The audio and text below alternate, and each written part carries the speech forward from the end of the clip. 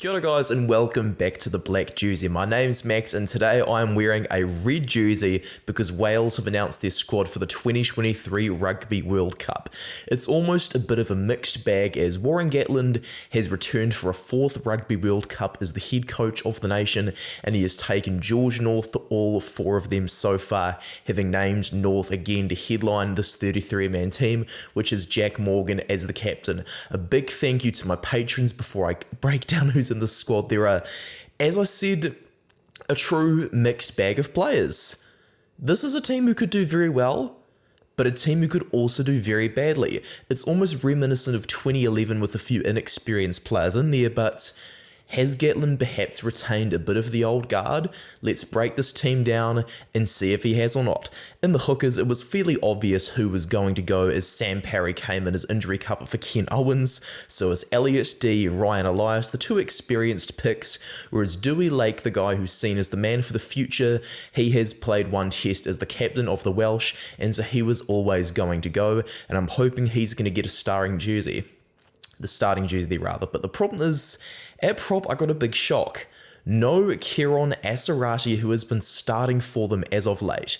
He's started in both tests that he's played, and I'm very surprised to see him left out of this team. Corey Domachowski, who's been combining with him though, he has been picked, so a massive congratulations to him. Dylan Lewis, Thomas Francis and Nicky Smith.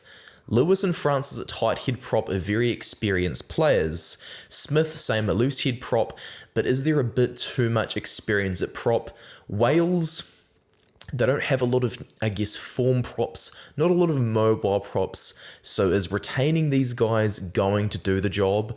We'll have to wait and see that. Great to see Gareth Thomas in the lineup as well. He's looking very lean, and Henry Thomas able to cover both sides. Hopefully he's going to do a good job there, as he never got to play in a World Cup with England. Now he's getting to play in a World Cup with Wales. He's been impressive off the bench when we have seen him, so hopefully he's going to do a good job. The big shocker for me though was I thought there were going to be 5 locks for Wales. I was absolutely sure of it, but we're not going to see 5 locks. Adam Beard is quite clearly the most experienced player at lock, and he's joined by the youngster Daffer Jenkins, who he is starting to form a little bit of a combination with. I thought one of the inexperienced guys will be able to sneak their way in, but it hasn't panned out that way, and there's still room for Will Rowlands there with Alan Wynne-Jones having retired. Chris Chiunza, that lock 6 cover, I guess is going to play at lock full time, with Dan Lydiot having been recalled and doing well. He's now going to play blindside flanker. Lydiot is one of those guys that's been around a long time, but injuries mean he's still in the 70s in terms of test caps. Is it finally going to be Lydiot's time to step out of the shadows of the Tippericks, the fly-halves, the Warburtons, as he was all the way back in the early stages of the Gatland tenure? Is it going to be his time? Maybe. Great to see though that Tane Basham, after failing in HIA against England courtesy of the Farrell tackle, has got the last laugh. He has made it into the team. Very happy to see that. He's not going to be starting though, because Jack Morgan, the captain, awesome to see him there, confirmed as the leader of this team.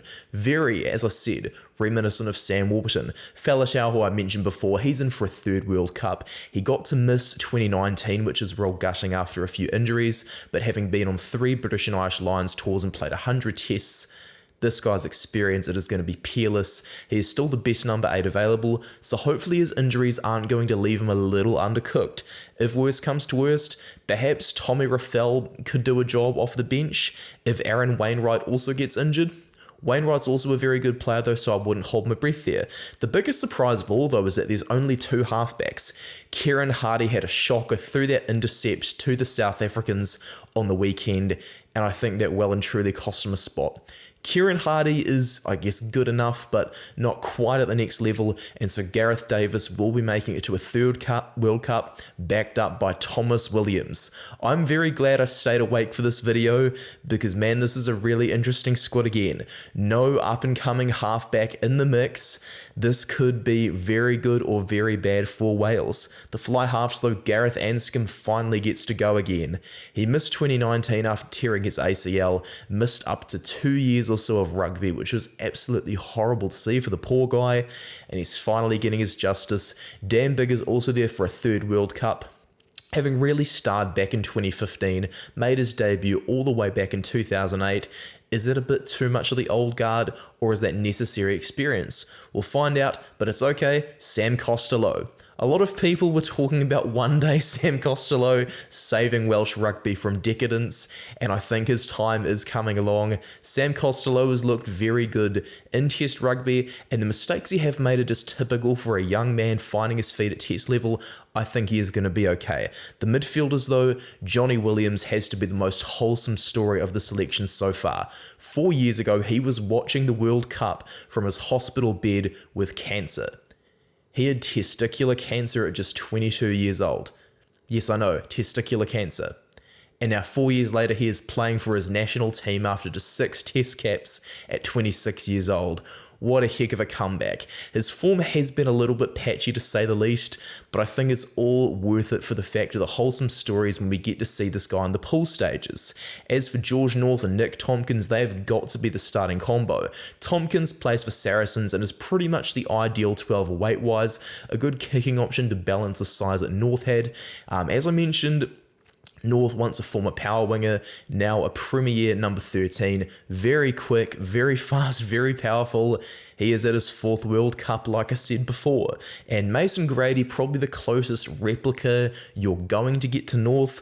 Williams, I could probably say he's the closest replica of Tompkins, so it's quite clear that Gatland wants to have a bit of a link man between the smallest guy at 10 and the biggest guy at 13 in that back line. So a pretty appropriate approach, I guess, moving away from Warren Ball but retaining size on the back line. As for the outside backs, Josh Adams is in for a 2nd World Cup, the 50 Test veteran who was the top try scorer of 2019 with 7 tries.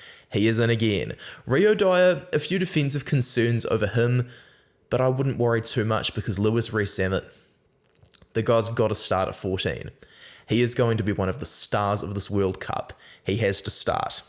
And the halfbacks, Lee Halfpenny and Liam Williams, they are both there for a 3rd World Cup as well. Lee Halfpenny's currently unattached. He's not currently signed to a club, so I'm suspecting he's going to retire after this World Cup, having also featured in 2011 and 2019, whereas Liam Williams took over back in 2015 and has starred in 2 Lions tours. So experience at fullback, youth on the wings, youth to back up the experienced midfielders, a young incoming 10, a decent incoming hooker with Dewi Lake, Jenkins and Shionza at lock, and a young captain and loose forwards. It is well and truly a mixed bag for Wales in terms of both youth and experience, and form and not great form. So what do I think overall at this team? I do think they are going to be okay.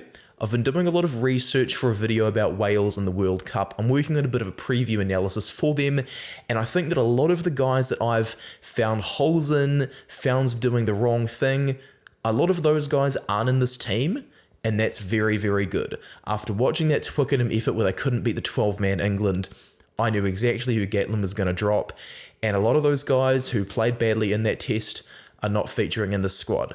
I think Wales, though they might not top the pool, are going to be okay, and they might be able to get into the quarterfinals. But who knows? You can never get it completely right.